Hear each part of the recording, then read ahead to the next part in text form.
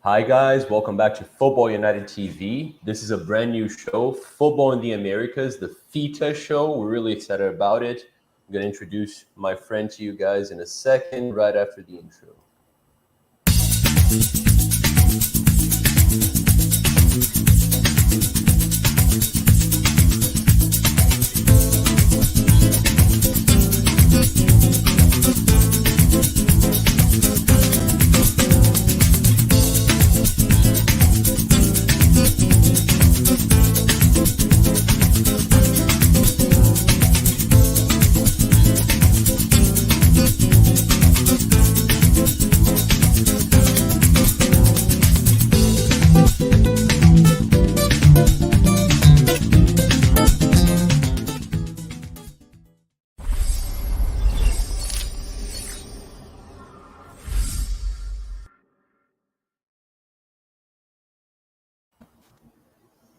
All right, all right. So, my good friend Johnny, how are you? What's up, Charlie? Good. Good to be here. Thanks for having me. I'm excited for the first episode of F.I.T.A. and hopefully the first of many. And Yeah. yeah, let's get into it. Can't wait. What to say? Yeah, man, I'm excited. And it's actually like it came with good timing because we just reached 750 subs. Good Congrats, number. congrats. Thank you, mate. Thank you. So it's a good celebratory premiere as well for the show.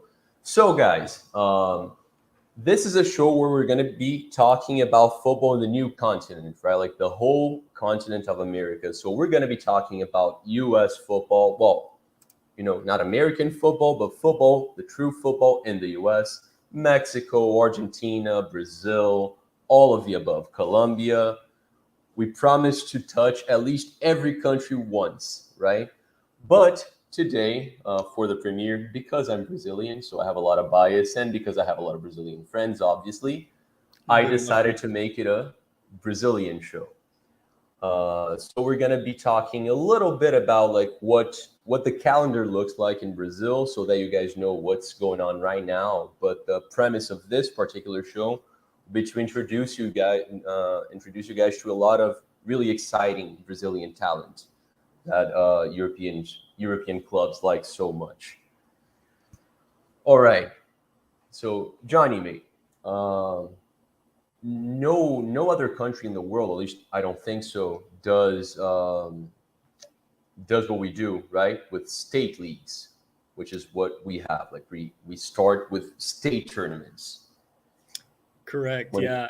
And sorry, were you gonna? No, go ahead. Yeah, you want to explain what that is to people? Yeah. So basically, this goes back to uh, how soccer came to be inside of Brazil. Brazil is probably a country of its size that started professional soccer the earliest, and because of that, um, soccer in the 20s didn't have money, and Brazil in the 20s didn't have the infrastructure that it does today. So transportation was very complicated. So, today going from Porto Alegre, Brazil's southernmost capital, to Natal, Brazil's northernmost capital, is a 5 hour flight. Imagine 100 years ago, you know?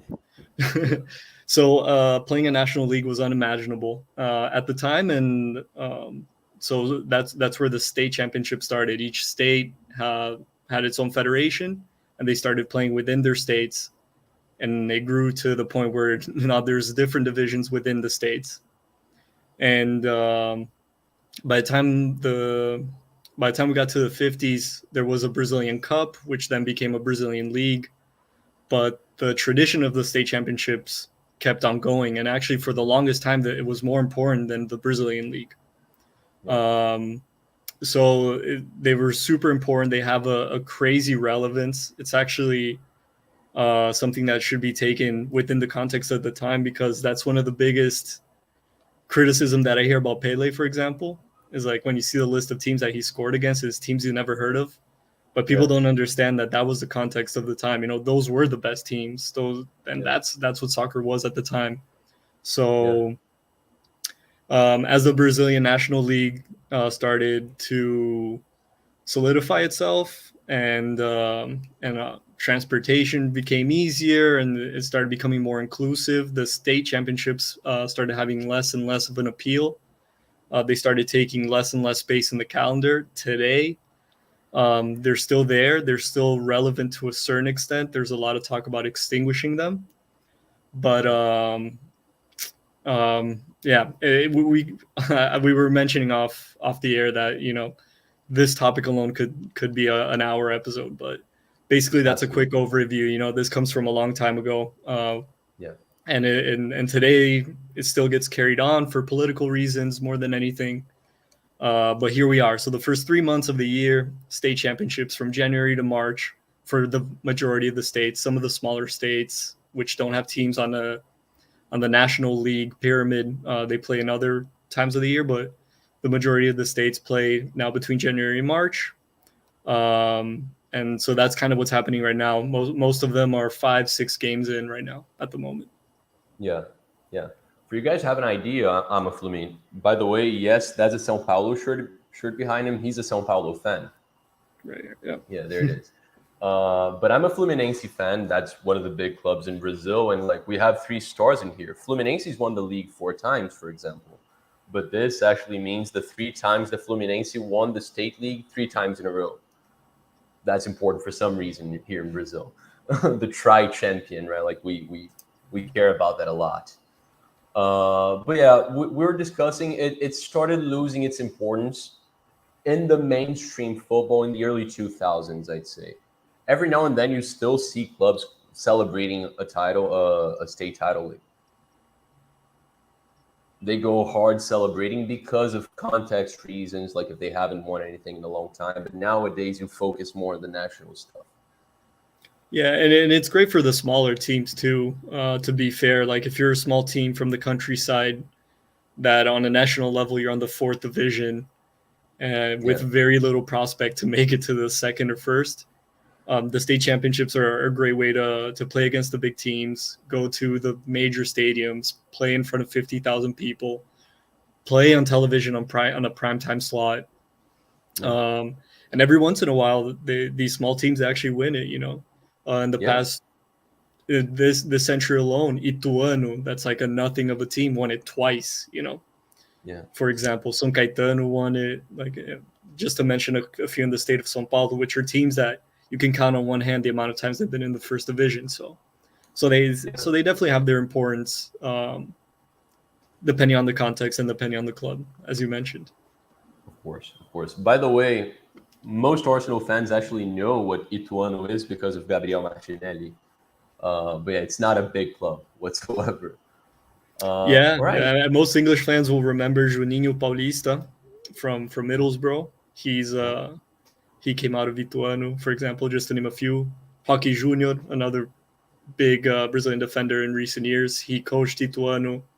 I think he was a manager there for a bit, like a sporting director. So it's a club that's relevant in Brazil, but obviously on a world level, they're tiny. Yeah. Just some knowledge from Brazil. Ituano is known as the city where everything's big, right? Like they have huge glasses of beer, all of that. Like it's something they celebrate in there. All right, so getting to the main topic, where we're going to be talking about the exciting young talent coming from Brazil. We're supposed to have 2 other guests in here. Unfortunately, they had some important stuff they had to deal with, but they did send their opinion. So I'm going to be shouting out what Caio, that you guys know plenty from Gunners from All Corners, and my good friend Antoine, what they said about some of these players as well. But before we get to it, I'm going to put the starting 11 that we decided on anyway. But I want to hear your thoughts on like how do you think the Brazilian league's doing right now and the talent coming from Brazil? Do you feel like we're going through a nice crop of players? Is it better than it has been recently, or is it more of the same? It's actually worse? What do you reckon?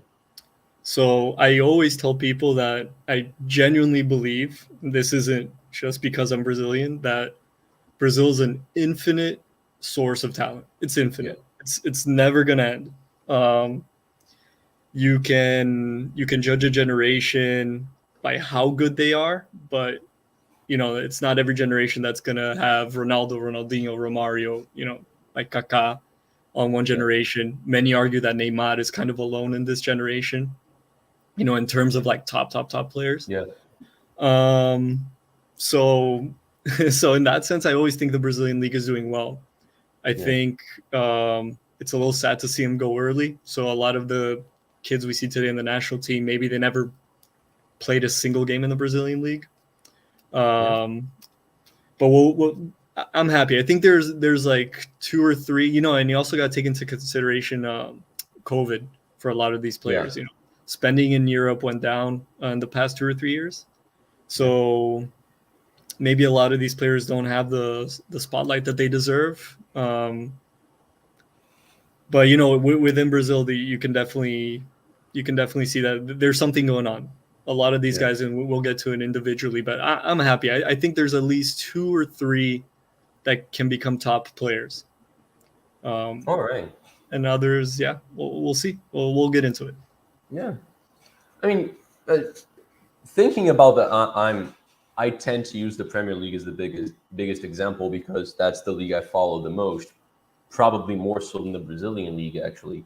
So I can say quite confidently that all 30 players that we're going to mention here have spots in some Premier League teams, or at least like a couple years down the road, because we do have 15-year-olds in our list as well. So you can't talk about now too much, but a couple years down the road, you imagine they're going to be at a good enough level to be playing English football.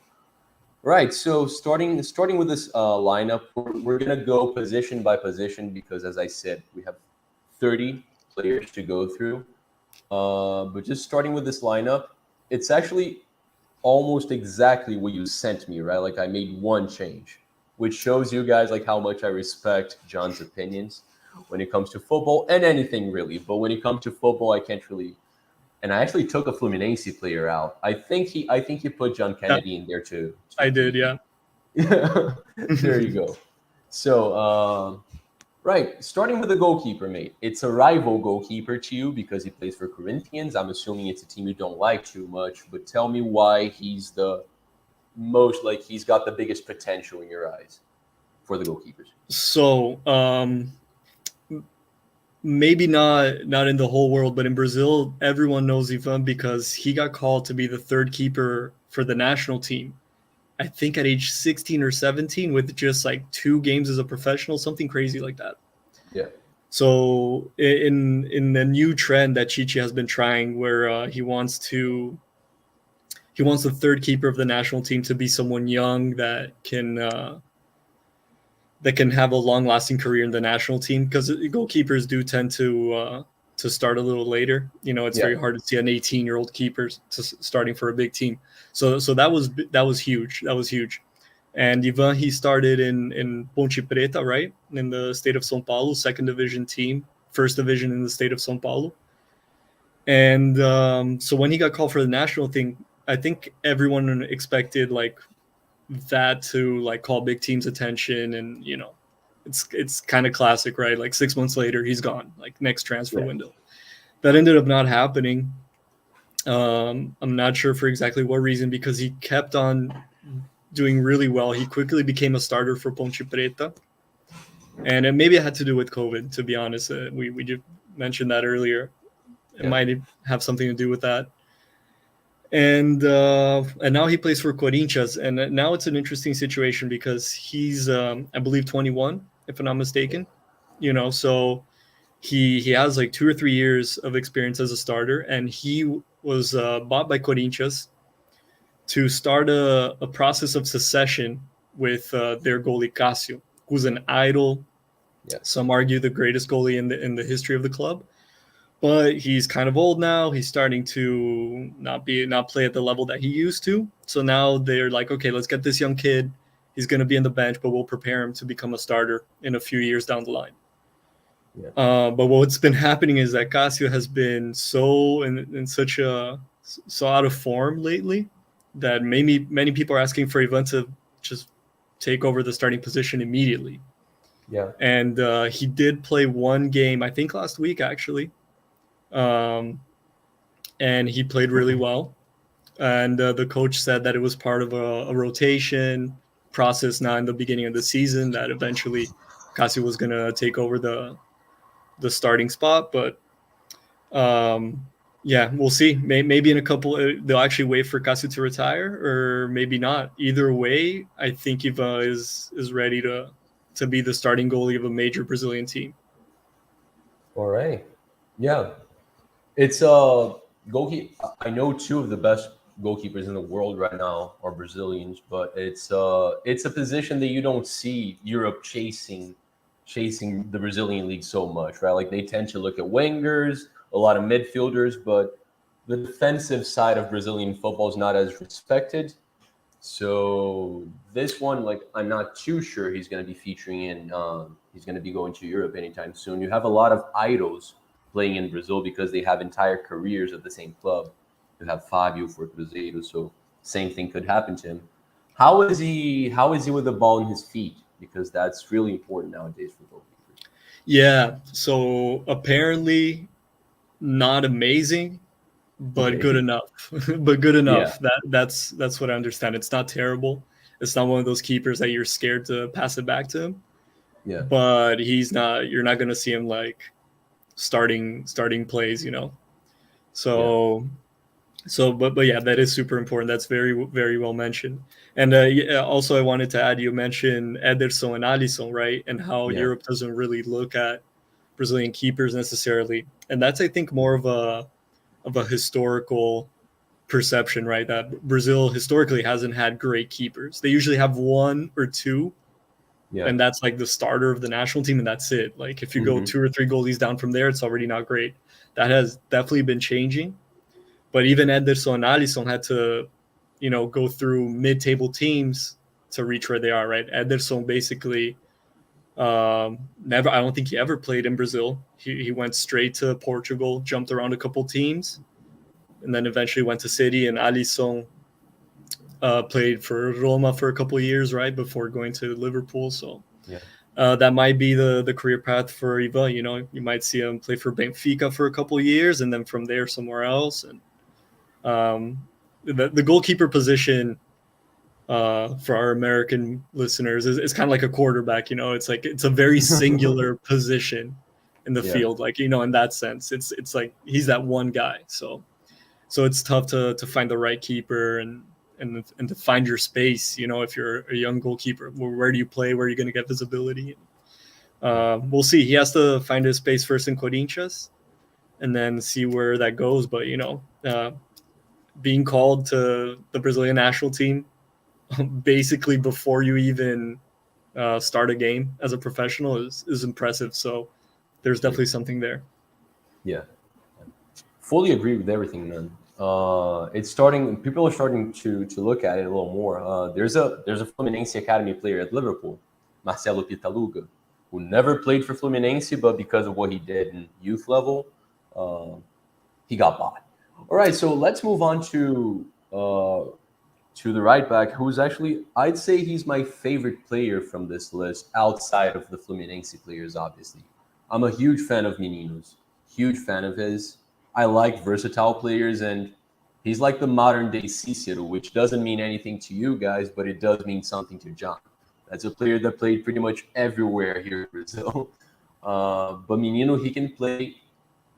He's good enough, right? Like he can do a job at right back, at DM, at CM. He's played as a winger in the past as well.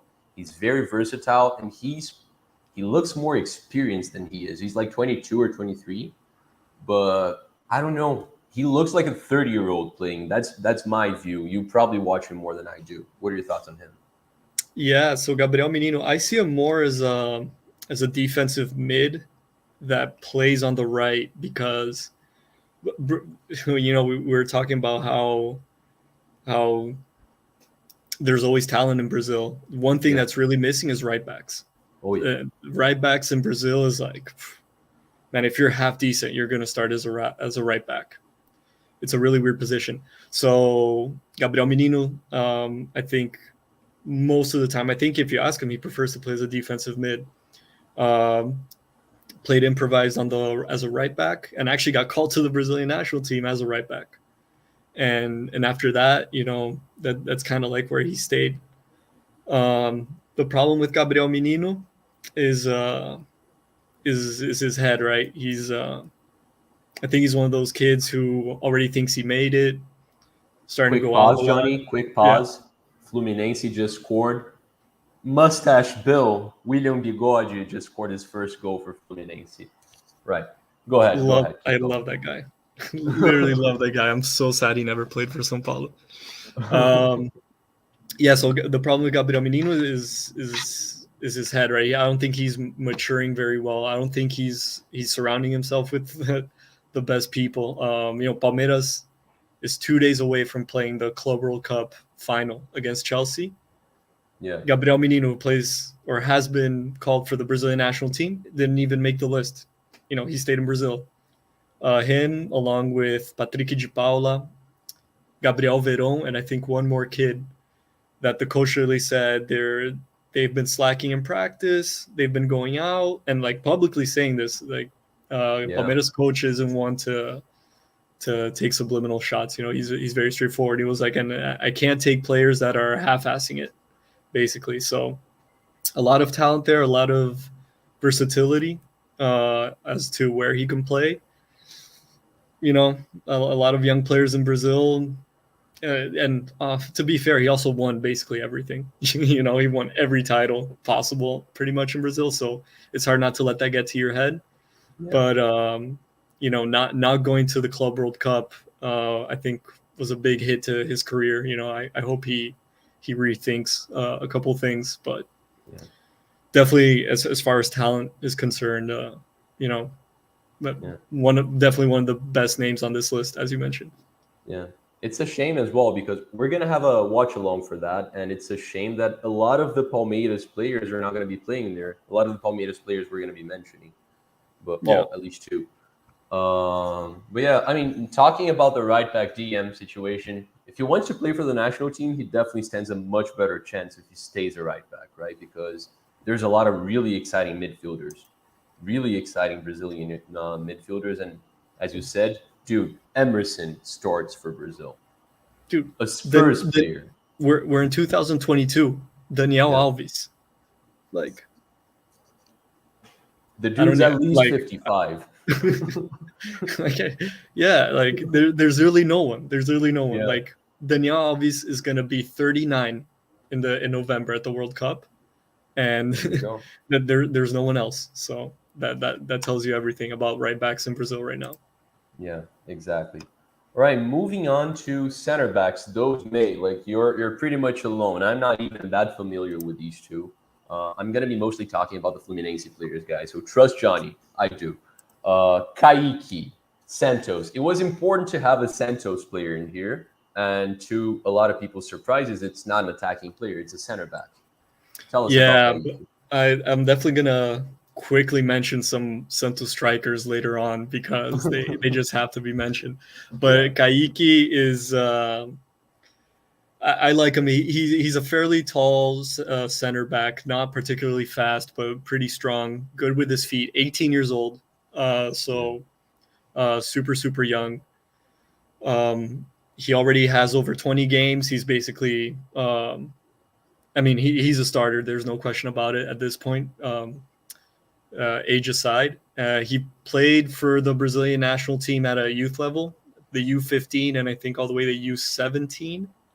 Um, he should continue to get calls in the U20, and yeah, I mean, he hasn't played as a professional for too much. He started last year, so not too much to say about him, other than it's pretty impressive that at 18 you can start as a center. A center back again is another position where you can't absolutely. really make mistakes, and if you make mistakes, like because if you make a mistake as a forward, all you did was lose the ball. If you make a mistake as a center forward, you get scored on. It's kind of like the Yeah, goalkeeper in that sense. So to be able to take on that position in a major Brazilian club at 18, I think says a lot about him. yeah. Santos, much like Fluminense, they're not going through a good period financially, so they rely a lot on young players. So for the academies, it's great. Well, much like Arsenal as well, like it for you guys to have a good example that you're familiar with. Arsenal's senior players have been really crappy, so we rely on our younger players. Same thing happens at Fluminense and Santos, arguably, historically, the two best academies in the country. And moving on to the other one, that's Luan Patrick from Atletico. That's a team that's been growing a lot lately, guys. They're getting massive and massive. Yeah, yeah, and they're doing it without like any millionaire putting money behind it or anything. There's literally like good work on the director side.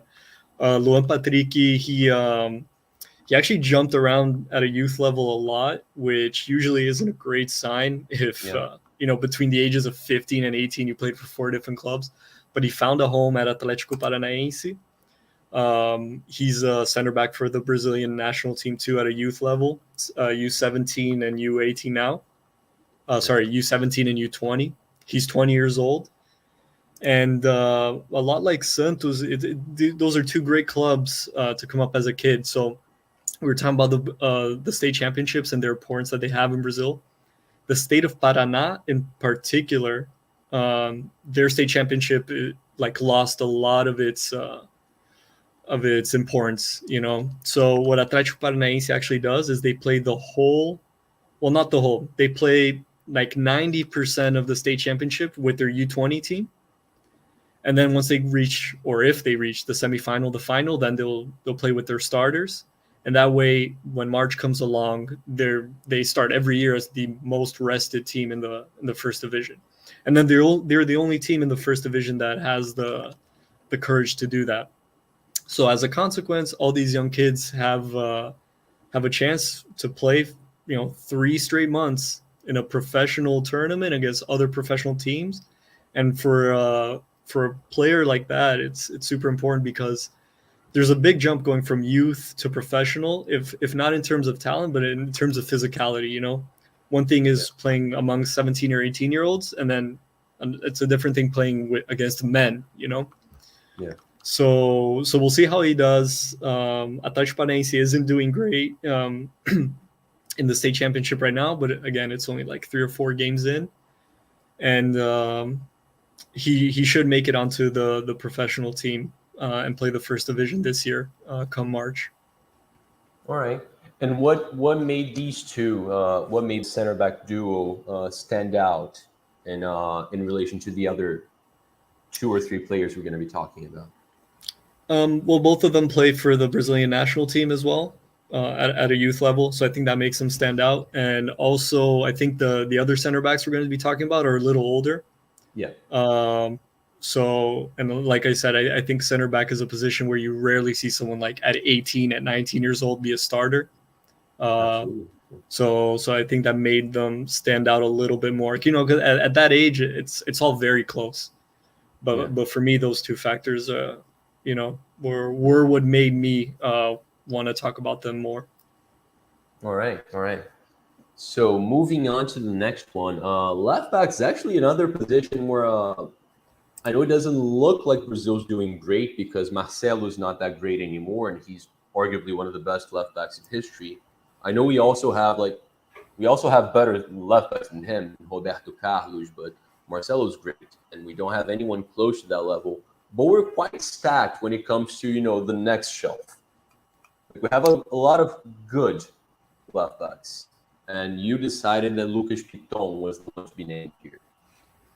Yeah, so Lucas Picton, he doesn't play for the Brazilian national team, unlike the previous players that we've mentioned. But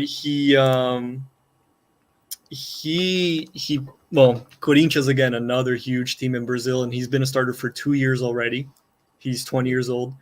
And the left back before him was a kid called Mantuan, who was also kind of like the same, like young left back coming from the youth academy, became a starter, made a couple of big mistakes, and immediately got sacked. Corinthians, unlike Santos or Fluminense, there isn't a lot of patience with their youth. If the kid doesn't, immediately take over and dominates, they get sacked. So the fact that Lucas Picton at that age has managed to start for Corinthians for 2 years, especially when the guy before him was basically him. It was like the exact same kid in the exact same position, exact same age. I think that says a lot about him. He's super solid. Corinthians is from 2015 to now has been notable for its defense, and he's part of that back line. So, like we mentioned on the right back, there isn't a lot on the left either. But I think he stands out. I think he has a future. He's still young.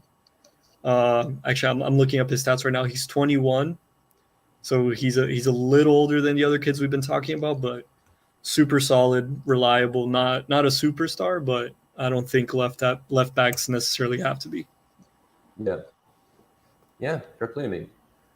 Okay, we're moving on. That's the player I know the most from this starting 11 here, André.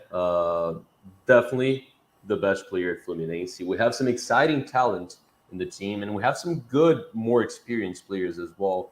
But André is by a mile, like noticeably the best player in there. He's I think he's not that young. I think he's 20, but he only just started. Like that last year was his first season as a professional. He's got a passing accuracy of over 90%. Like in his first professional season. He doesn't have huge assist numbers or goals, but he's literally never been coached by an attacking minded manager. Never. Like every manager that he's seen at Fluminense was really defensive minded. Like it sucks to see Fluminense play. It's frustrating. We get results every now and then. We're actually winning now. Lucas Claro scored as well. Did he play with Hellman? He did not play with Hellman. No. So it was just Marcão and Abel Braga? Marcão and Abel, the Roger Machado. Roger Machado, okay.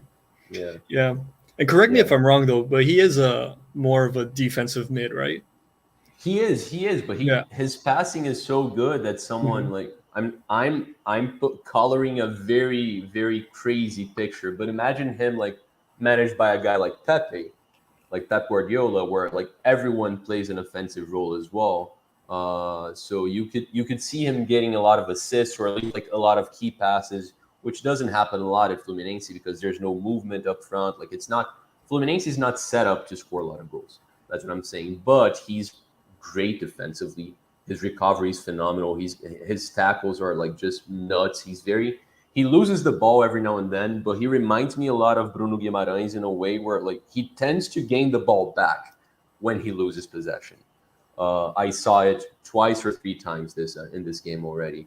So yeah, he's been the captain for pretty much every youth team in Fluminense. I think he's played at a national level for youth Brazilian teams as well.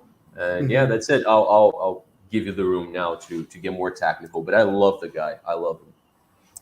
Yeah, no, I mean, I think you said it better than I could. I also wanted to point out that I think he's very dynamic. He's one of those players that their heat map is crazy. He's everywhere. He has a crazy stamina. Physically, he's very strong, and like you said, great passing. Which for a defensive midfielder nowadays, you have to be part of the construction of the play. The defensive midfielder that steals the ball and just passes it to the offensive midfielder to do something that doesn't exist anymore. So I think he has those characteristics of the modern defensive mid. And I think those are exactly the characteristics that they're looking for in Europe. Yeah, man. Well, we're gonna be talking about like position by position, and at that time, I'll try to mention like where we see them going. John's also a Napoli fan, so we can talk about Napoli and Arsenal as examples because those are two like, good level clubs as well. But moving on to that's actually a player that's been linked with Arsenal, Danilo from Palmeiras. Very exciting left-footed midfielder. Talk a little bit about him because he faces competition from other young talents in Palmeiras as well, but he seems to be the best one of the bunch. Yeah, I think Danilo is often talked about as Palmeiras' best midfielder, which is pretty insane because Palmeiras is after Flamengo, the richest club in the country, they can basically buy anyone within the league, which Yeah. also means anyone in South America. And yet, like, this 20-year-old is a starter of the team, and like I said, maybe Rafael Veiga in the past 6 months surpassed him Yeah. as far as like who's the best midfielder for Palmeiras, but he's unquestionable within Palmeiras. Super technical, dribbles, passes, gives assists. Um, Not a crazy goal scorer. He actually scores very little, but he's more of a playmaker. Yeah. I would say so. Um, yeah, maybe that's the one point. If you want to find a flaw, maybe he doesn't score enough goals. But Yeah. aside from that, I think especially if I'm a mid-table team in Europe, I would definitely look at him in both to strengthen your roster, but also thinking about reselling him in the future for 3-4 times the amount you paid for him, because he has that potential. Absolutely, mate. And do you see him more as a more of a center mid or defensive mid? No, center mid. Center. I see him more as someone who plays near the opposition's box. Definitely, I don't think he's yeah, and I would want him as close to the opposition's goal as possible. All If I'm right. the coach, I think he's even though he's big and like he's a strong guy, and he has that kind of defensive midfielder physique. Yeah. If you watch him play, he's like very light on his feet. So I would put him as close to the box, as close to the strikers as possible. Awesome. Awesome. Yeah. All right. So the next one's the only representative of São Paulo you chose. I thought you were going to pick at least two, but you decided that Gabriel Sara was the only deserving São Paulo player there. Yeah, so São Paulo's situation specifically as a club is, I think, destroying a lot of good talent right now. There's a lot of kids who I think could be doing better if they went somewhere else. But Gabriel Sara, I think, is the exception.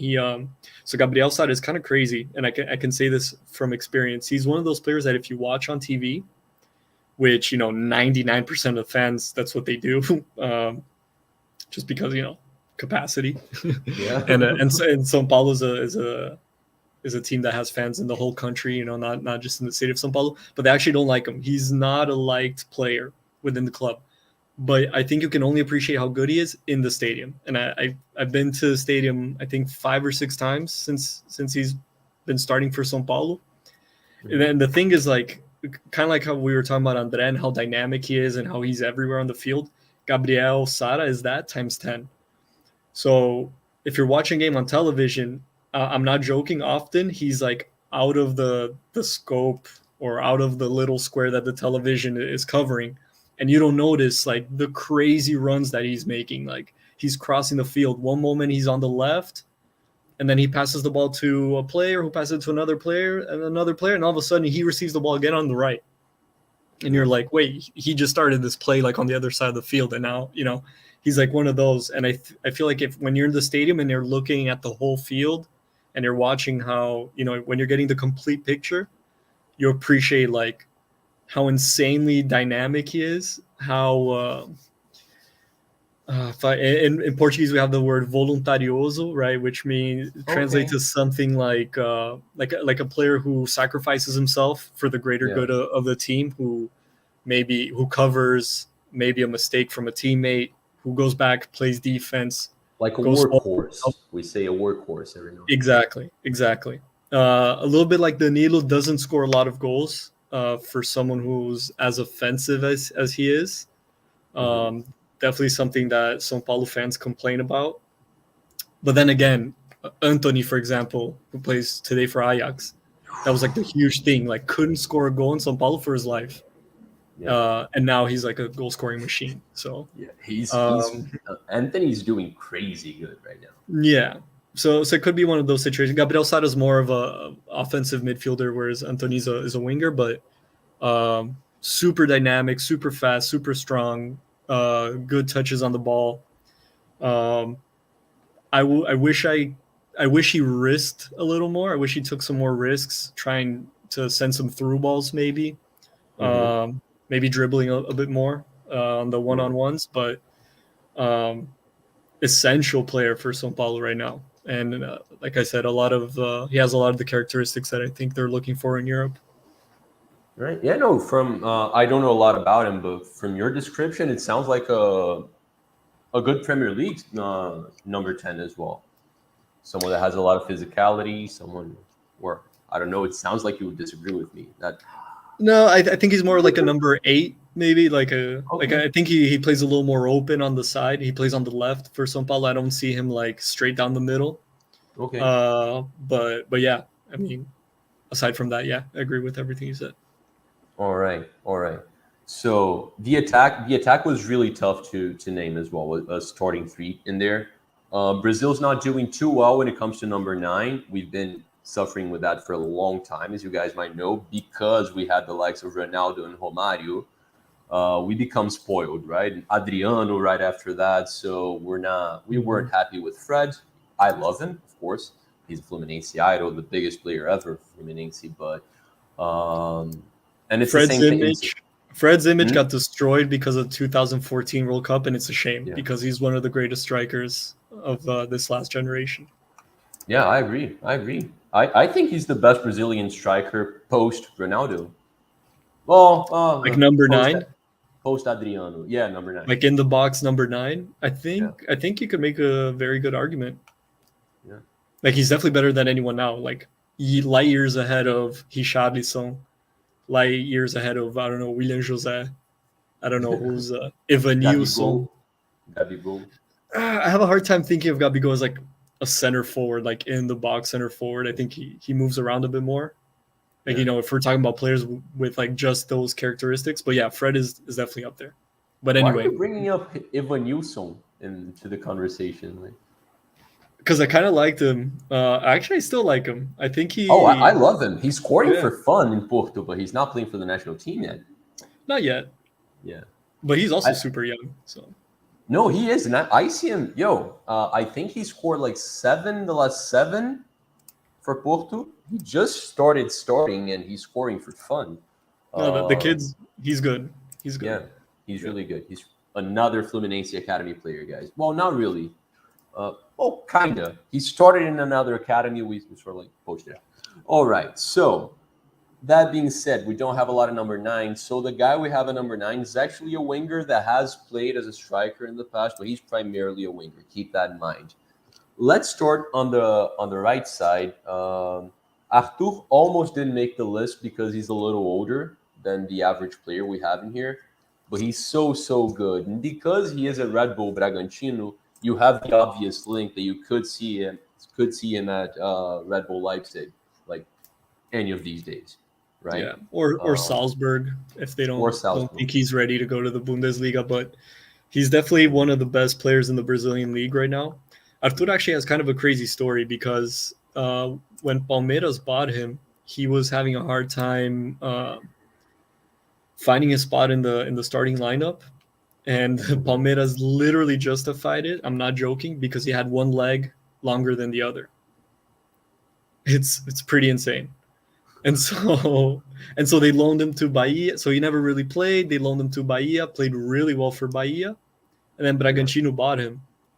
And Palmeiras didn't really. I mean, it was good money. Obviously, Red Bull money. It was good money, but it wasn't like an offer you can't refuse. And they let him go, and now he plays for Red Bull Bragantino. And I mean, definitely top 3 midfielders last year, top 5 at least. So he's 23, so a little older than most of the players we've been talking about. Played, I think, every single level of the Brazilian national team youth level, like youth pyramid, whatever you want to call it, 17, 20, 23. I think it's a matter of time until he goes to Europe. I don't think he's going to go straight to a major team. Like you said, most Red Bull players kind of stay within that Red Bull system. So either Salzburg or Leipzig, I imagine. Yeah. If he doesn't go soon, though, if we see him reach 25, 26 years old, maybe Red Bull New York. Okay. Yeah. Yeah. That's another one. But I mean, definitely one of the best midfielders in Brazil right now. Scores a lot of goals, differently from the other midfielders we've been talking about. He actually scores a lot of goals, lots of assists. He's fast. He can shoot. I mean, really, really good player. Guys, you have no idea how crazy this, like, Brazil shows how insanely good the Red Bull scouting system is. Like, however they do this, because they just came into the scene, right? Like, how long ago did Bragantino reach the first division? Like 4 years ago, something like that. Three Five, years ago, 3 years they ago. There you go. They they have won the second division in 2019. There you go. They're going They into have their by third far the season. Yeah. best scouts. Like, they buy the best players that, like, when you're talking about like resale and all of that, like, it's crazy. They find out about these players I've never heard of. And they do well. It's Do you not fully agree with that? Well, I think that's you can say that about Salzburg and Leipzig. I think this Bragantino team, I don't think they've been getting players that have been like completely unknown within the Brazilian scene. Elinho came from São Paulo. Gabriel Neves came from São Paulo. Arthur came from Palmeiras. Ítalo came Miguel. from, yeah, Miguel, Morato, Yeah. Léo Ortiz, um, Júlio César was Corinthians' goalie. Clayton was Atlético Mineiro's goalie. So basically, what I think their strategy was. Um, remember when I mentioned earlier that I think São Paulo isn't a great place for young players right now? That's because there's a lot of pressure and a lot of pressure to perform and perform right away, right? Because you can't wait for a player to be good in 6 months. The player has to be good now. At Bragantino, it's a small team from the countryside, basically doesn't have fans. It's like 2,000 people every game. Usually the away fans outnumber the home fans. So there, a young player has like the right that's the right place to flourish, you know, Hmm. because there's not a fan who is booing you after you miss the first pass in the game. There's a coach that has patience because the coach's bosses have patience, and so I think that's been Red Bull's strategy. Actually, is to get talent that's been misused in big teams. Yeah. But anyway, I guess that was kind of a long side note. We can No, move no, on. no, no. Fair enough. Fair enough. But yeah, Yeah. great, great, great player. He's right though. He doesn't have a lot of years left if he wants to go to Europe, like, have a good, solid European career. And even though the MLS is weaker than Brasileirão, it's still financially better. So it is like sort of a step up in a lot of ways too. If you're a designated player, definitely. If not, There you go. you're making like what? Okay, yeah, yeah.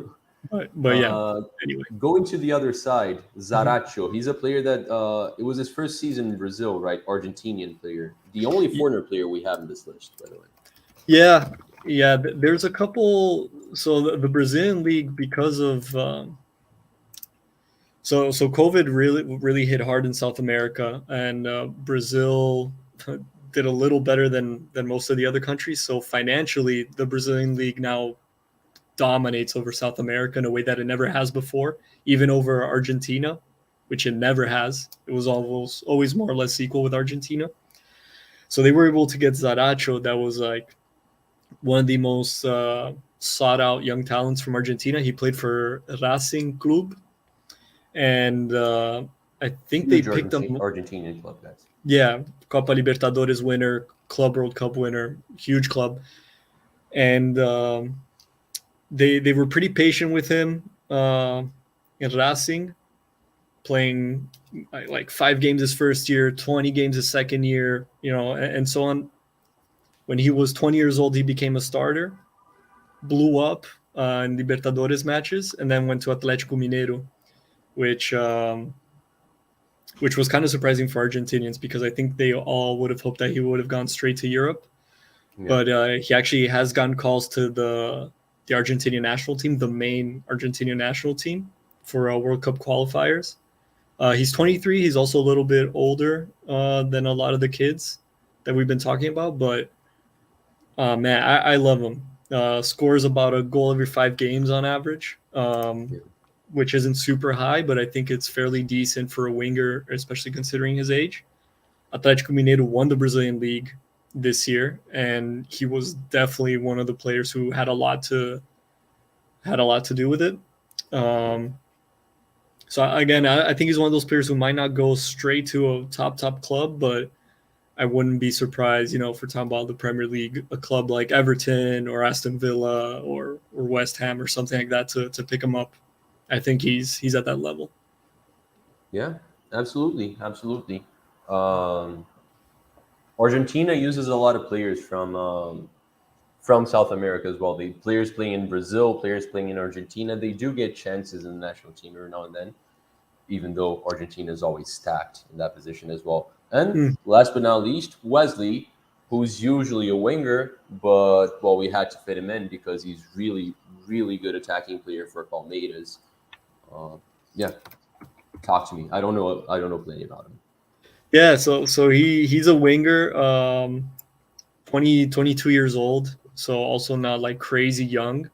But he's been a starter since he became a professional. Basically, he almost Yeah, had no transition like as a bench or anything because he's super fast, great dribbler, um, super light on his feet. Uh, doesn't score a lot of goals.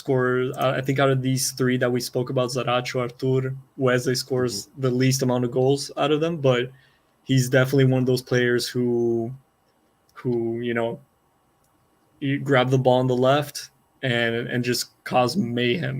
He's super light on his feet. yeah, Just a great playmaker, really good playmaker. He a lot of, like I said, a lot of the Palmeiras players didn't go to the Club World Cup. Wesley actually yeah. made it, so he's a kid that his mind is in the right place. The Did coach Danilo likes go? the yeah. I actually pulled up the list while we were talking. Danilo did go. The ones who Okay. didn't go, Gabriel Menino didn't go. We mentioned him. Patrick de Paula didn't go, which is crazy because he was scoring goals in the Libertadores semifinal like 2 months ago. So that goes to show like Yeah, how bad he must have been in practice and stuff like that. yeah, And with a couple other young kids who get less playing time. yeah. But Wesley did go. He's in the bench. I don't think he played the semifinal against Al Ali, but I he's don't there think as he an did. option. He is definitely the first one to come in if Palmeiras is losing. Yeah. If he doesn't start, I wouldn't be surprised if he even started a game. Uh, What's until not too long ago, the most exciting attacking player at Palmeiras was a guy that we didn't even put him in the 30-man list, but Gabriel Veron. What when did Wesley seem to like overtake him apparently as the like that so most exciting player? Well, Gabriel Veron is actually like 5 years younger or something crazy. Like, no, maybe not that much. Maybe I'm exaggerating. Like 3 years Three? younger. Yeah. Yeah, but Gabriel Veron, he I think he's not the like phenomenon that people thought he would be. Yeah. But like that doesn't mean that he's a flop at all. Is just Yeah. because you're not Neymar doesn't mean that you're a failure.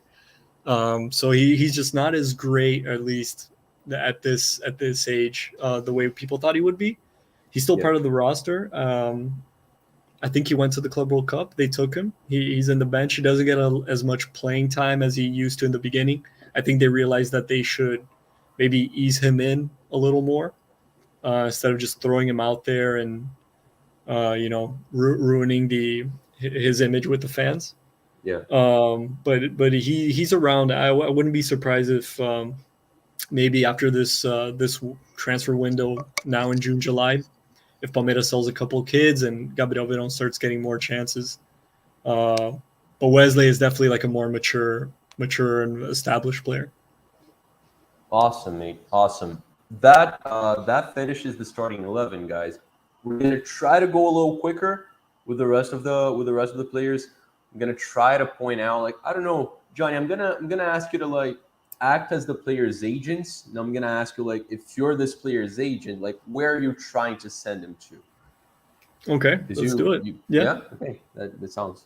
I'm gonna throw in some comments from Caio as well when we're talking.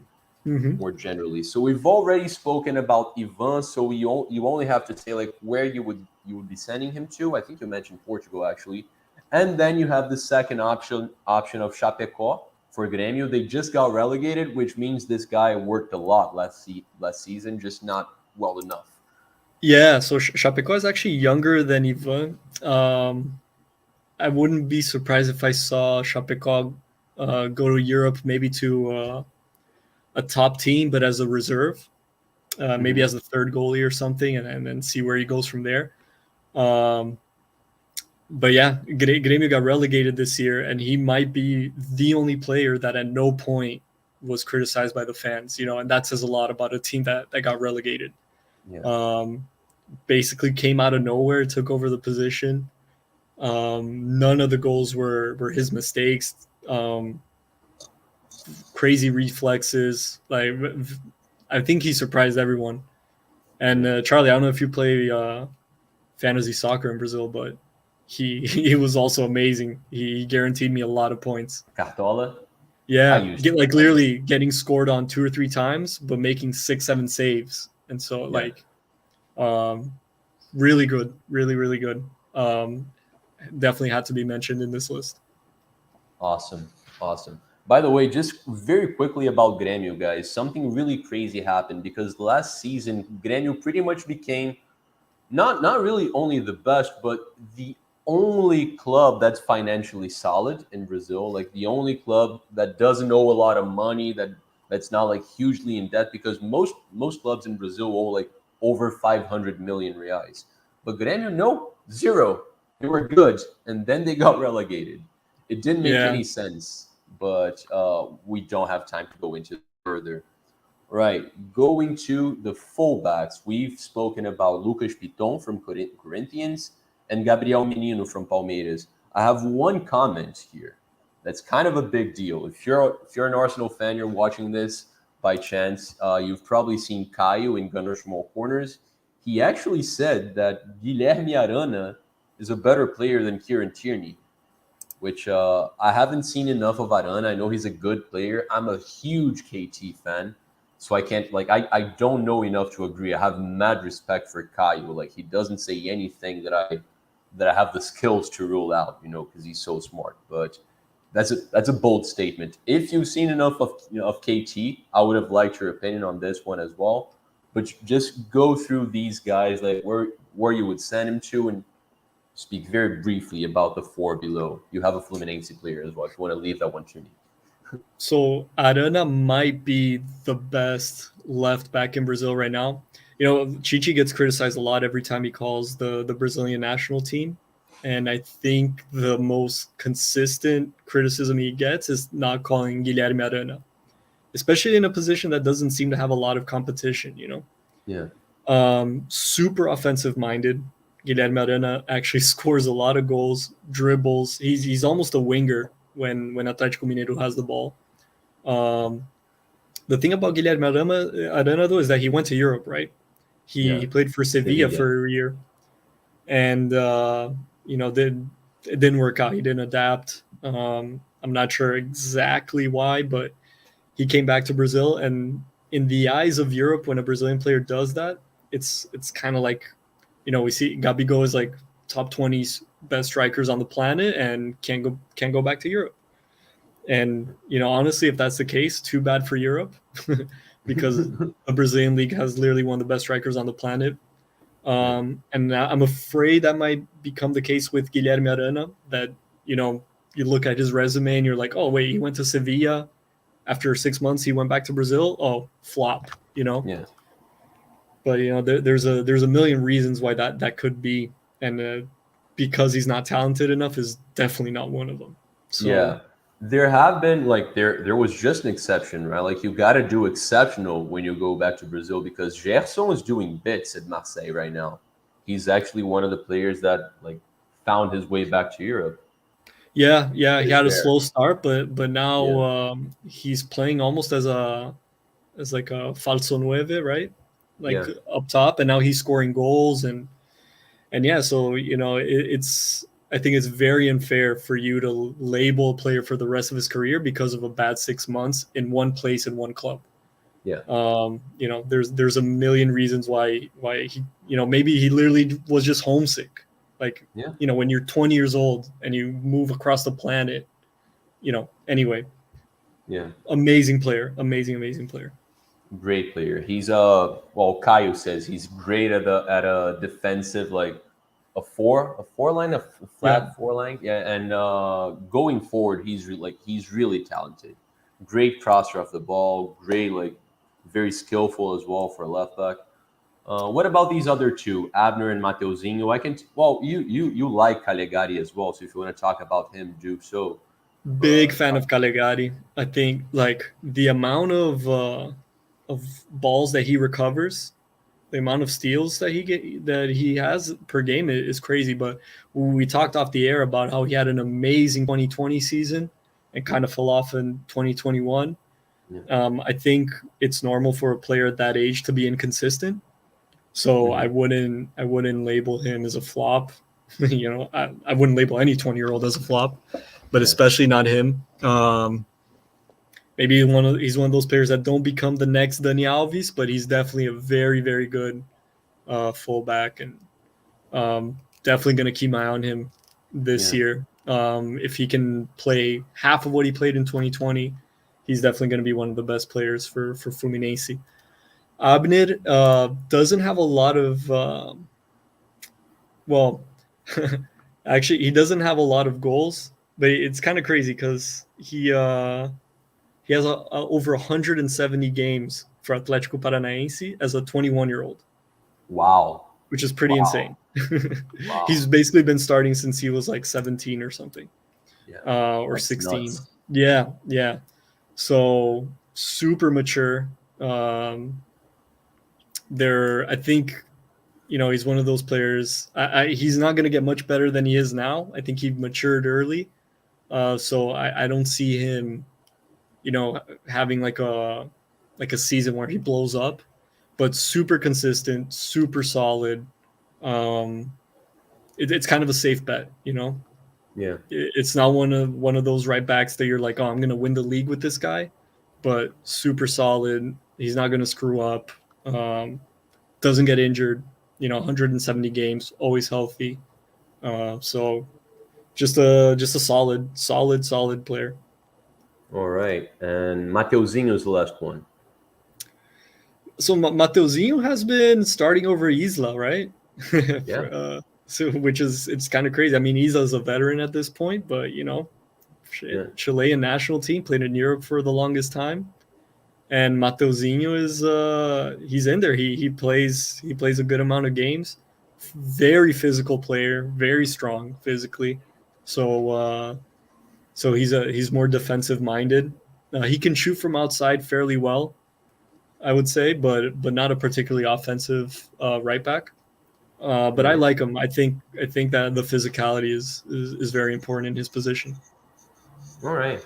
Where would you? Well, first question. I think we both agree the best player here, looking at these six, is probably Arana. Do you see any of the other five reaching, like having higher ceilings than Arana?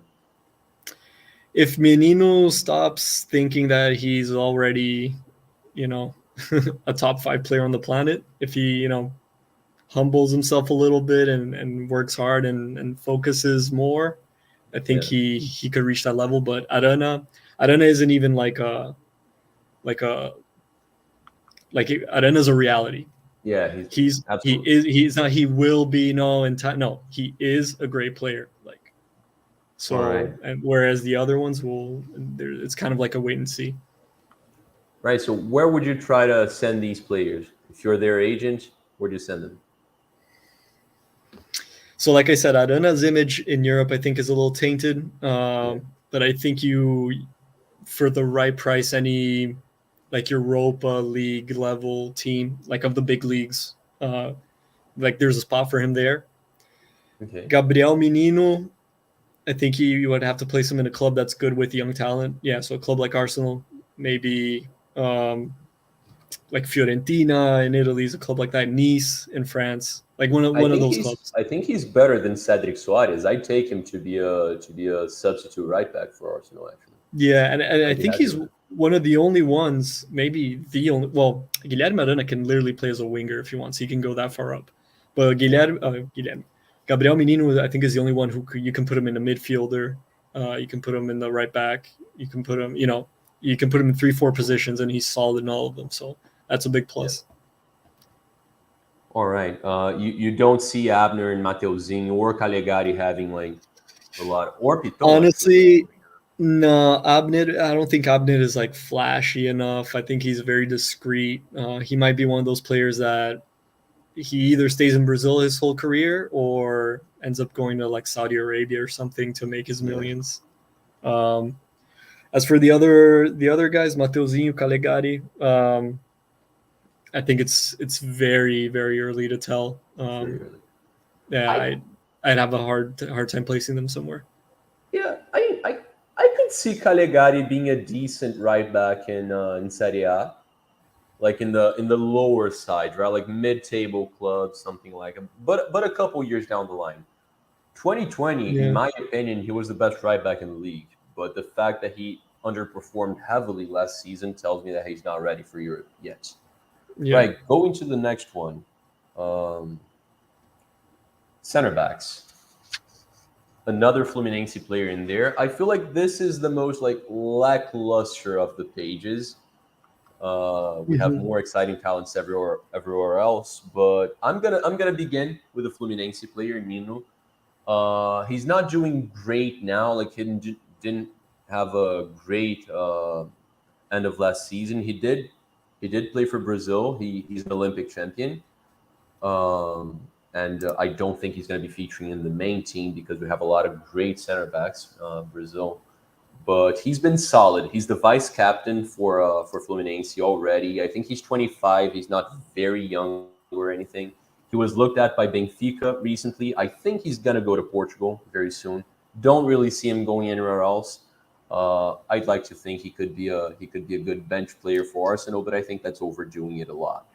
I think I think like Portugal, maybe mid-table Spanish side, something like that. His physique sort of like is a good fit with German football as well. But you tell me about him and the rest, my man.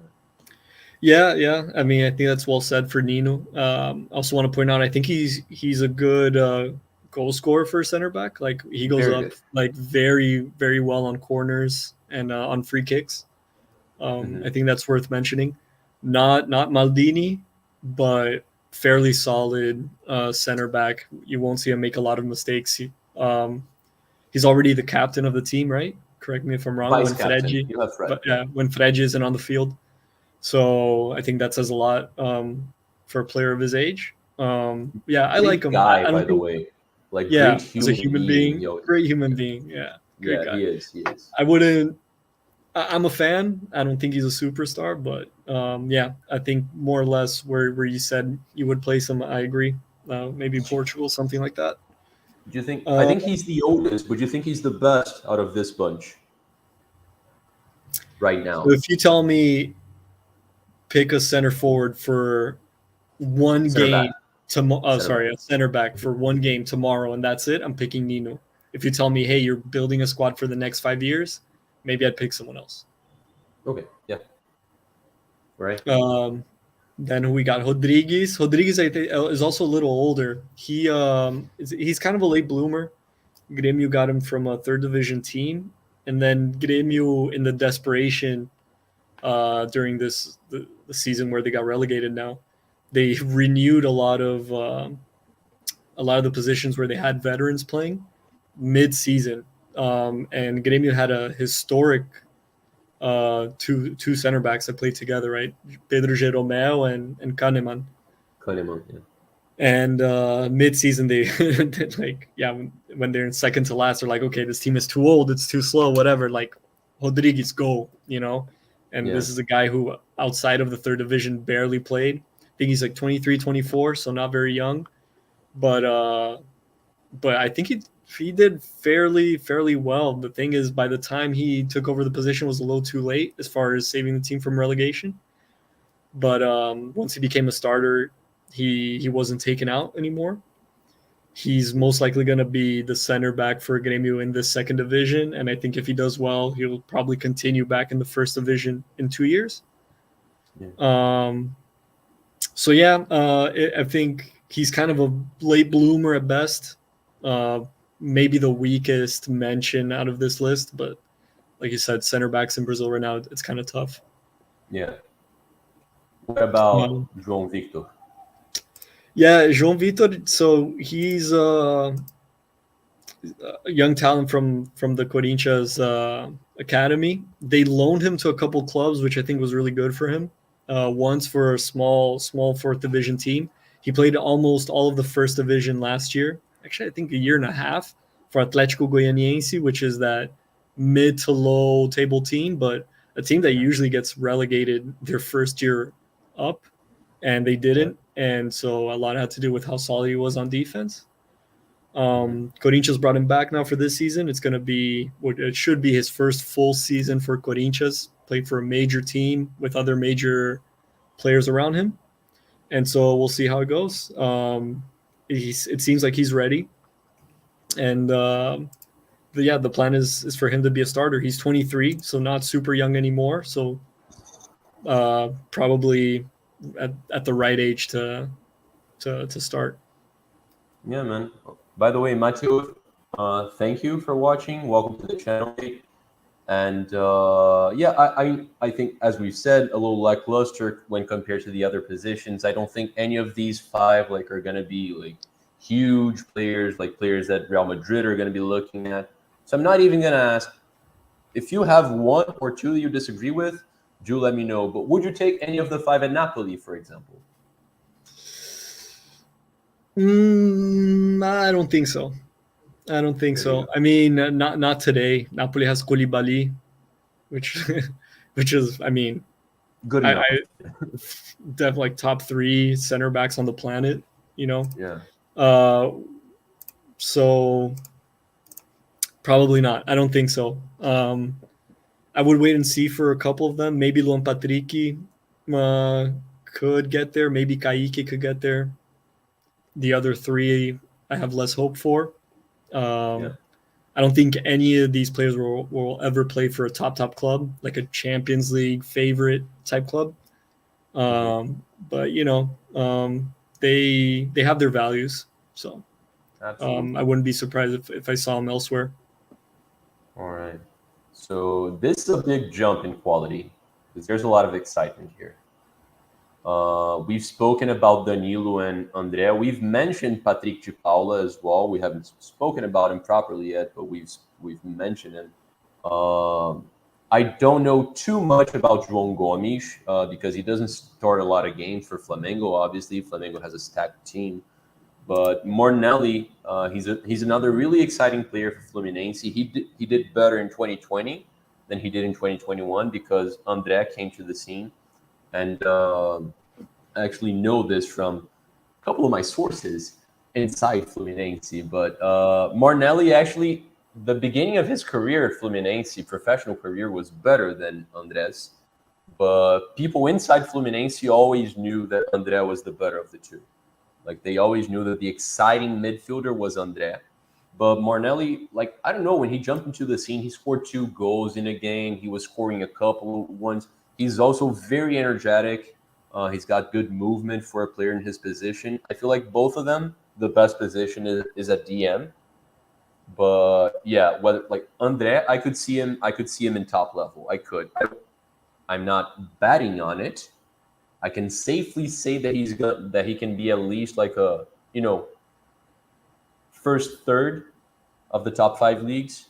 But he could be even better than that. Mornelli, I feel like it's a little below that, but 2 very exciting players. Go on about the rest.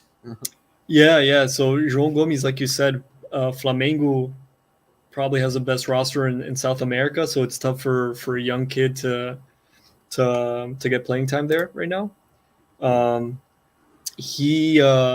Sorry, just pulling up some stats. Yeah, he doesn't score a lot of goals. But he does play a lot. I think he helps a lot on the defensive end. I think we're yet to see how good he can actually be. The fact that Flamengo, with the amount of money that they have, continue to insist in him, I think is a good sign. Yeah. I haven't seen him play for Flamengo's youth team, so I'm not sure like what his full potential could possibly be. He's not a star at Flamengo right now. He's not one of those kids that showed up and and you know Yeah. starstruck everyone, but he he's there. Everyone has their eye on him. So he's definitely worth mentioning, definitely worth putting on this list. Yeah. But maybe the weakest out of these five. João Uh, Gomes, I agree with yeah, that. Yeah. we'll see. And then last but not least, Patrick de Paula. So this is actually he's an interesting case because he uh, he came up to Palmeiras like and took over the position. He was the best midfielder for Palmeiras. Um, they jokingly called him Patrick de Pogba because he was kind of like that strong defensive mid that was just like launching the ball forward and just putting it like on the striker's foot and like Yeah. uh, just physically dominant, really technical. But like I said, his head isn't there. Palmeiras, he was scoring goals in the semifinal of the Libertadores in November, and they didn't take him to the Club World Cup. So I think that says a lot about how he's Yeah. how he's doing mentally. The coach doesn't have a lot of patience for that, so it seems like he goes out a lot. It seems like he shows up to practice and he's a little sluggish. And if you're a European scout and you start hearing that, that's a Of terrible course. look for him. Uh, It's tough, guys. This dude, like this one in particular, he was seen by Palmeiras from playing in the Copa das Favelas, right? It's literally the favela cup. Like there's a cup where you have a bunch of teams that are built around like favela kids, and he was one of the best player, probably the best player in the competition. He went to Palmeiras, so just that jump in life quality, where he was literally living around.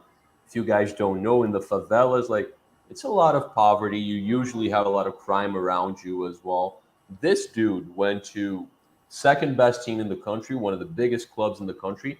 Perhaps I think Palmeiras is actually the biggest champion in Brazil, but like title wise, overall, they Depends what have you the. want to consider a title or not, I but think they have the most Brazilian titles, right? Like when you add well, up. they have some cups in there that I don't know if I would consider them Brazilian. The Oh, okay. Brazilian soccer history is absurd. There's literally like because they went from being 4 times Brazilian champion to 9 times Brazilian Yeah, champion yeah, in because they won a over a lot back summer. in the day. Yeah, back So in the day.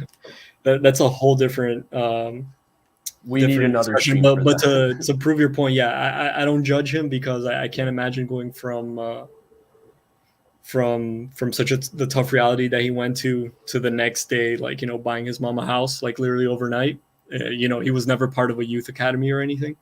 yeah, So, but yeah, at this point, if I was maybe his dad or some, you know, a hmm figure of authority around him, I would tell him, hey, you can go two ways in your career right now. You can be happy where you are right now, which isn't a bad place to be, or you can keep on working hard and go further. And it's a personal decision, and we'll see what happens. If I'm a top European team, I would wait and see what happens yeah, because I would see it as a risky transfer. yeah, yeah. Do you agree that André could be a top team player, and would you put Danilo in the same shelf? I feel like Danilo is probably the best player of these five, even though like he's had more time to prove himself than André. But Yeah. That was going to be my point. Danilo has been playing professionally for longer, so definitely yeah, more established. Andrea has the potential, but he only has one year under his belt. So we'll yeah, see what happens this year. And also, like I said, it's normal for players at this age to play very good for 6 months and then play terrible for another three and then start playing good again. And we'll see what happens. It's still early, but the talent is definitely there. Danilo and Andrea out of these five, definitely my top two picks. yeah. André played really well today, by the way. Martinelli did not play. Okay. Um, so we're gonna go ahead to midfielders. This is a little confusing because Zaracho, you guys saw him as a winger in that starting 11, but just like for aesthetic reasons, I had to put him as a cam. He's more of a winger, but so like the main one to be spoken of here is Gabriel Sara because Mateus França is actually, I think he's 16. He's a youth player from Flamengo. He's just like he's the crown jewel of the Flamengo Academy now. And because Flamengo, you guys know who Vinicius Junior is, who Lucas Paquetá is, like Flamengo Academy is doing really well lately. They're selling for a lot of money, and it's usually working out. So he's the big name happening now.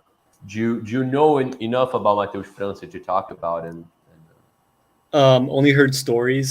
He Yeah. probably has only a handful of games as a professional, if that, and like coming in the last 15 minutes type of situation. I know that Real Madrid has their eye on him, and like you said, that Flamengo is treating him like he's the next big star in their hands. And but other than that, it's I know he's a winger, but that's about it. We haven't been able to see much from him yet, but from what we hear, he's a top player. Yeah, I think Where he's more supposed to be, central. I think Antoine tells me that he's more like Kai Havertz. Like he likes to play more centrally, either as a second striker or more of a cam. Mhm. Sometimes even a CM. But we've spoken about Zaracho and Gabriel Sara in the past. Do you see any of them going at top level in Europe, or do you feel like it's one or two steps below? Zaracho, yes. Zaracho, yes. Maybe maybe playing a season or two for like a mid-level team and then going up. I don't think he would go like straight to a Bayern Munich or anything. Gabriel Sara, I'm not sure. I think he could be. Yeah, I don't know. I don't know. I don't think he has the characteristics to be a top player. Yeah. He's just missing like some very key characteristic. I mean, he runs a lot. He's good with the ball, but like offensively, I don't think he creates as much as he should for a player that plays so up top. So maybe I think he'd be like a great player for a mid-table team, like the star for Real Betis. Yeah, Something like that. But even so, I don't see him making the jump. Yeah, but we'll see. Got you. That's a good career if he does that. By the way. Yeah, obviously. This is probably where you see the most excitement competing with DM because there was also a lot of talent there. But in here you have Wesley that you saw on the starting team already. You have, these two players bottom right here were just facing one another in Fluminense and Botafogo. Fluminense won, thankfully. And Luis Henrique was voted man of the match, by the way. Great player. He's the one I know the most out of this bunch as well. Savio, I know nothing about him, but he has been linked with the Arsenal. That's the main reason why I wanted to put him here. He hasn't done a lot in Brazil yet. I just so that we spread some knowledge about him. But Luis Henrique, he's often, I hate these comparisons, right? But I try to focus in style and not in quality when players are compared to other players. And Luis Henrique being compared to Rivaldo, I understand it. And it's not even like playing style, it's the way they move. It's like they're kind of lanky. Yeah, kind of lanky that way. They don't look like they're gonna be good dribblers, but they're like Rivaldo was an amazing dribbler, and Luis Henrique, he embarrasses defenders. He doesn't even look like a footballer. He looks like a point guard. He looks he looks like a basketball point guard. He's so lanky. He's not that tall, but he's so skinny as well. But he makes magic happen, and now he's starting to take shots with his right foot, and that's starting to improve because he used to be dog crap, but now it's getting better. He's becoming a scary prospect. I mean, it's funny you speak of Real Betis because I think that's the last club that was linked with a move for him. Yeah. What about the rest? I'm a big fan of Luis Henrique. Let's see. We spoke about Wesley, Arthur. So Savio, I saw him play, I think, 2 games at the end of last season when Atlético Mineiro had already won the league. They played the last a couple games with sort of a mixed team between starters and some young kids. I was pretty impressed. He wasn't scared to just get the ball and go forward and attack. Yeah. And quick, dribbles a lot. He maybe has 5 or 6 games as a professional player, so I haven't seen too much of him either. Atletico has been treating him as the next big player to come out of their academy. I was impressed from the little I saw, but we'll have to wait and see. I don't think he. So yeah, he played for the Brazilian U15. That's how young he is. He's only 17. So for the Brazilian national team, he played for the U15. And yeah, we'll see. He's a great talent. I'm actually pretty hopeful about him. Okay. Okay. What about Elinho? He's a player that you've seen at São Paulo, and he moved to.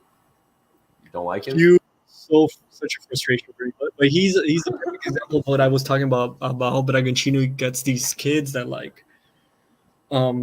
that are too young to perform under pressure at a big club and thrive. And when they go to Bragança, right, the city where Bragantino is based out of, because you're playing basically at an empty stadium with a team that cares more about selling you for more money than they bought you than actually winning the title, like all of the Red Bull teams. So he's in the right place, and he's been playing a lot better. Scored against São Paulo, I think, twice already. I don't think he's a top player. I think there's a couple guys here in front of us right now that are a little more promising, but definitely not a player that you should overlook. And still relatively young, 21, 22, if I'm not mistaken. Pretty fast, lefty. You got to love a lefty striker. Good outside shot, dribbles a lot. There might be players that are more talented than him, but he's still young, and he's in the right place. I wouldn't be surprised if we saw him in Europe. Yeah, he's like Artur. You were like he could go to Leipzig. He could still, like, if it doesn't quite work out, he could go to Salzburg. Elinho looks more like a Salzburg signing than a Leipzig signing for sure. Yeah, I mean, Elinho is also almost 3 years younger than Artur. Yeah. So there's more room to grow there. Of course.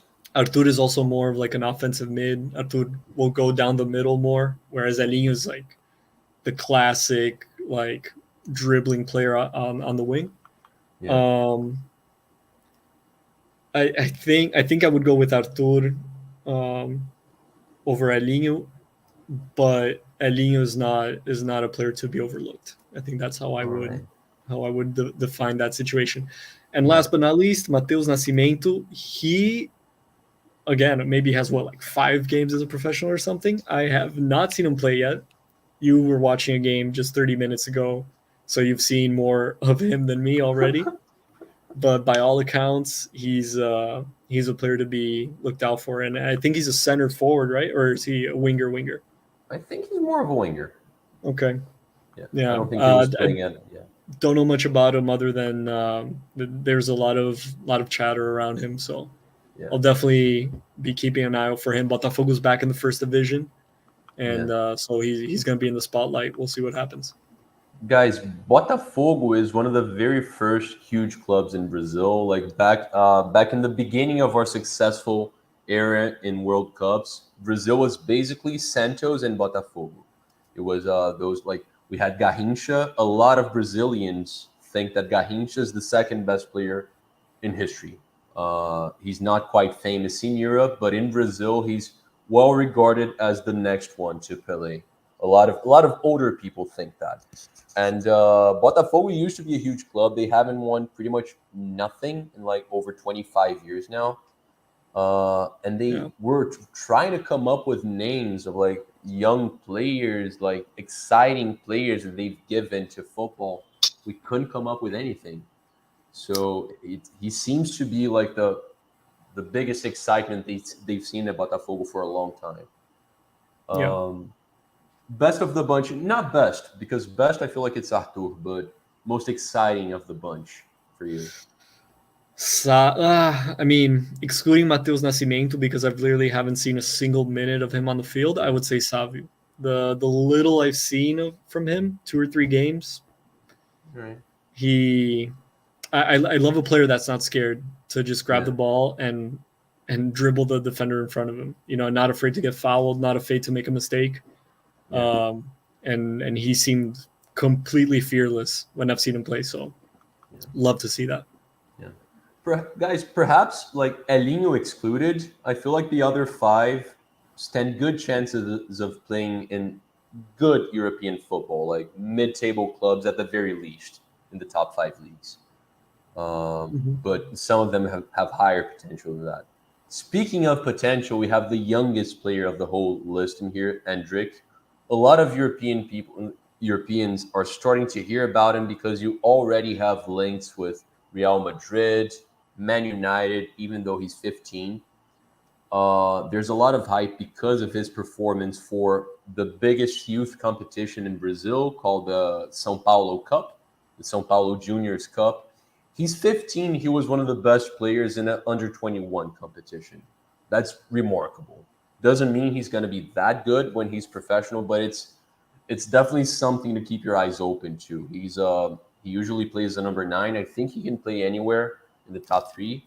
And the other two, like I know a lot about them. Gabigol, Gabriel Barbosa. It pains me to say this, but he's like for the past 5 years, I'd probably say he's the best player in Brazil, and on a consistent way. And his competition is also at Flamengo, like Everton Ribeiro and Arrascaeta. So it's gonna suck anyway to say it. And John Kennedy was actually a player that you had in your starting 11. Fluminense player, exciting, did really well in that youth competition as well. He scored 2 goals against Flamengo in one of his first games for Fluminense. Very fast, very killer instincts. Soon, might be too soon for him, but yeah, give me your thoughts on these three. We're almost done, guys. We're almost done. Yeah, so Endrick, he's I'm gonna contradict myself a little bit because first I want to say that I haven't seen this excitement about a player so young since Neymar, and I think that's a fact when I say that. I haven't seen, and I'm not saying just like like rumors, this kid's good, because you hear that a lot, every single day in Brazil, but like literally television, like changing their programming to show a U17 match because he's going to be on the field, and I haven't seen that since Neymar. So that says something. Barcelona apparently is salivating over him right now, along with every other big club in Europe. Palmeiras doesn't need the money, so they should be able to keep him for at least another 3 years in Brazil. Palmeiras fans hope, at least to see him play in the professionals. That being said, I don't think you can make any conclusion on any player at the age of 15 because once you go pro, it's another world. Maybe he turns out to be like some of the other players that we mentioned at Palmeiras. Like maybe his head is like in a completely other place. He just wants to party. At 17, he already thinks he made it. So like a million things could happen. So I'm extreme. I mean, I don't want to see Palmeiras win anything,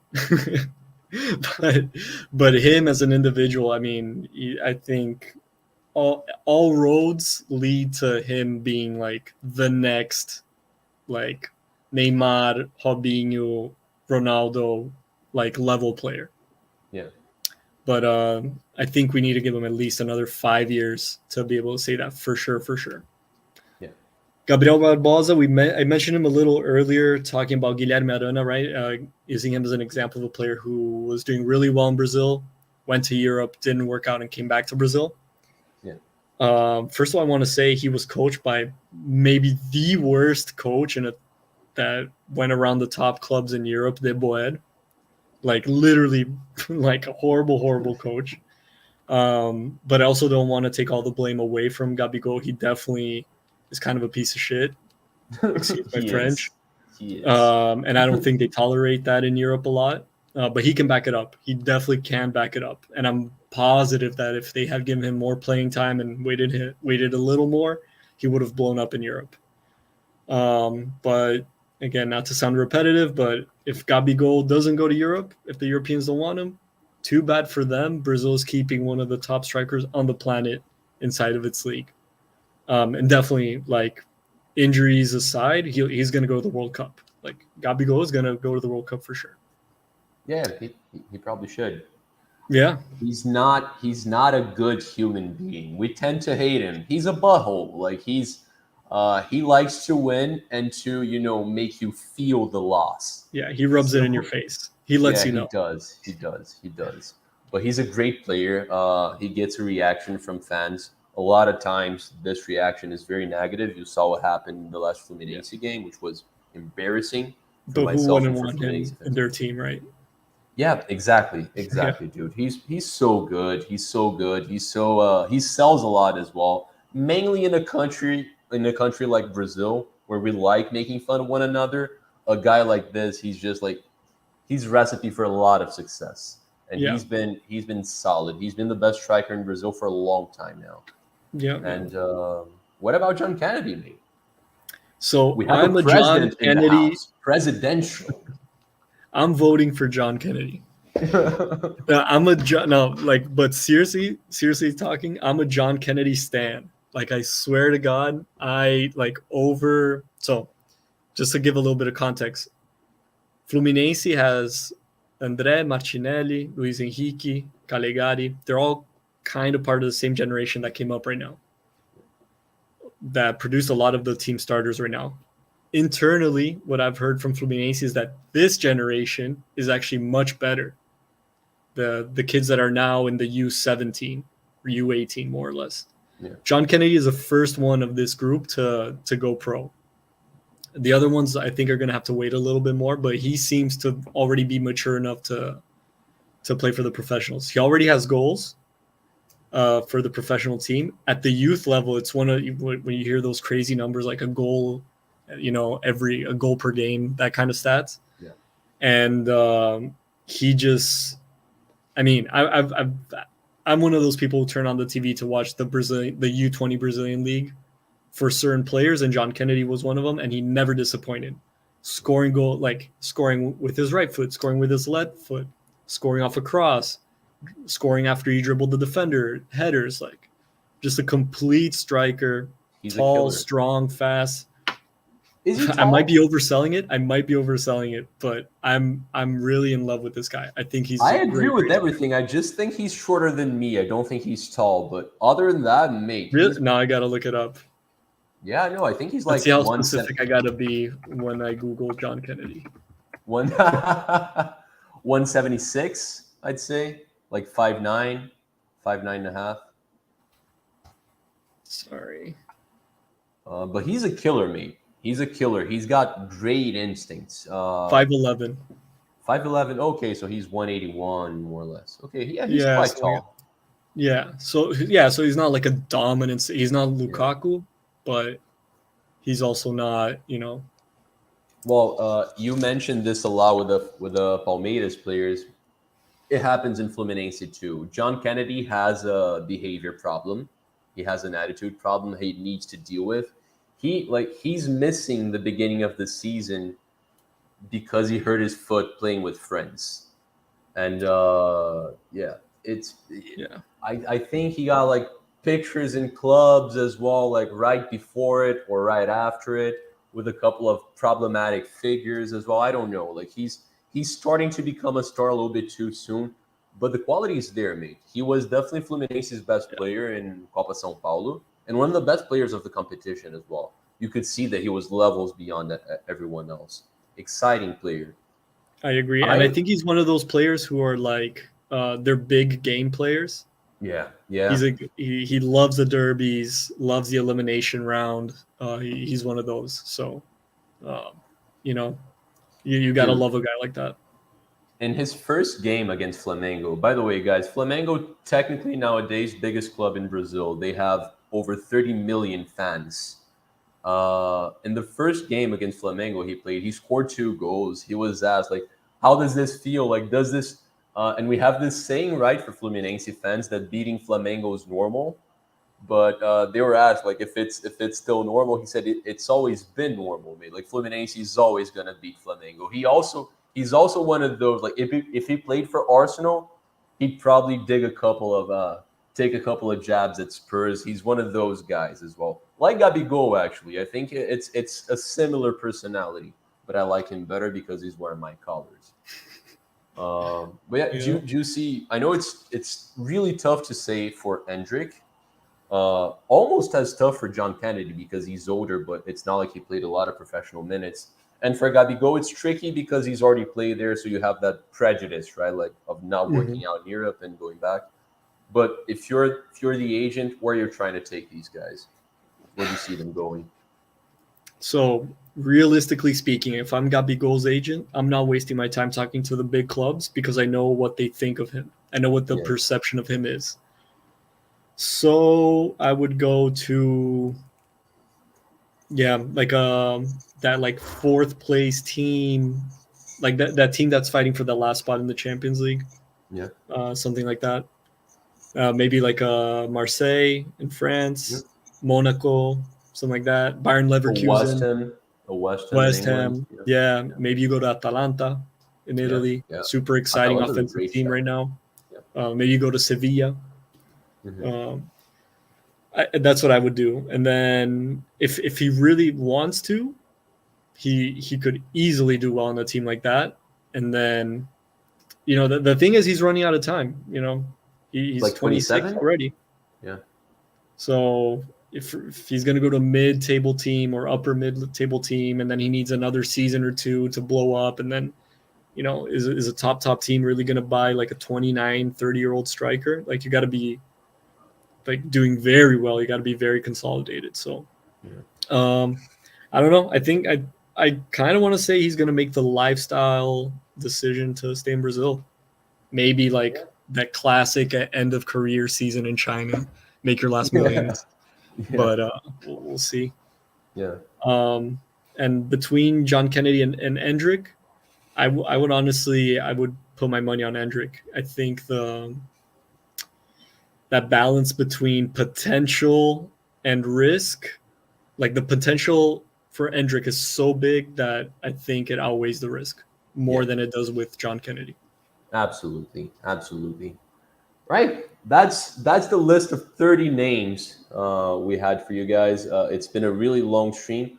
I wanted to talk about like the season ahead and predict a little bit, but there's nothing stopping us from doing that in the next show. I feel like I'm gonna stop you right here because it's been a really long stream, really fun one though. I hope you guys had as much fun watching it as I did. Well, watching as well because like it's tough to actually keep up with Johnny. This guy's a football encyclopedia. It's crazy. It's crazy. I'm very happy that I'm his friend, that he's willing to do these things in here. Before we go, I wanna do something else here because I should be sharing this. Um, by the way, we could have mentioned this a while back actually, but I'm sorry. Here, this guys is it's Johnny's website. It's a really, really, really awesome website. They have shirts and like just kits and like football paraphernalia in general. They ship worldwide. We have a promo code for you guys. If you type in FITA, you get 20% off anything, right? And this ships all over the place. So I don't know. Tell me a random club, mate. Like, what are the shirts that should be showing here? Because look at this. Like, look at this Palestino shirt. Yeah, Like, where else are you Centennial. gonna find this? Yeah. Yeah, so it's a thank you for mentioning it. It's a Of course. vintage soccer jersey store, golasokids.com, spelled the way you see it right here, www.golasokids.com. We Yeah, have over 2,000 different jerseys um, from all over the planet. We really try to focus on you know, kind of alternative clubs, I guess. You're not yeah, going to find your usual. I mean, we do have Real Madrid, Barcelona, and Bayern Munich, but we go way beyond that. We don't discriminate. This yeah. striped that striped white and green kit, for example, is a team from Libya. We're probably the only ones in the United States who are selling kits from Libya. So, Wow. Yeah. so yeah, take a look around. If you guys find something you like, use promo code F.I.T.A, F-I-T-A, all caps at the end. You get 20% off on your whole order. There's no limit to how many times you can use that promo code. And yeah, we ship worldwide. Check it out. And thank you for listening to me talk for almost 2 hours. No, man, it's been a pleasure. And check it out, guys. Check it out. If you look at it, great prices as well. Shirts in Brazil tend to be more expensive than that, a lot more expensive than that if you convert the money as well. So great value. You're not gonna find them anywhere else, dude. Let me stop the sharing here. How do I do this? There you go. There you go, dude. Amigo, thank you, man. Thank you. Do you want to shout out anything other than the website? Or no. No, I think that's about it. The 2 jerseys behind me are on sale too. If you guys like, they're there. No, that's it, man. Really, thank you for having me. It was a pleasure talking about Brazilian soccer specifically. I love it. It was so natural, and it was such a light conversation. I felt like I should have had a beer in my hand the whole time. Next time, do so. You Maybe I will. Maybe I will. Thank you again. Thank you for having me. Thank you guys for listening. Absolutely, man. Thank you. Absolutely. So Johnny and I are going to be here most Thursdays. We're going to have some guests as well. Next time, we're probably going to be talking about the MLS, but we'll touch on the Brazilian League a little bit too, because we have some predictions to make. Check out the content we put up recently. We had an amazing stream about Watford and what's going on there, about Chelsea as well.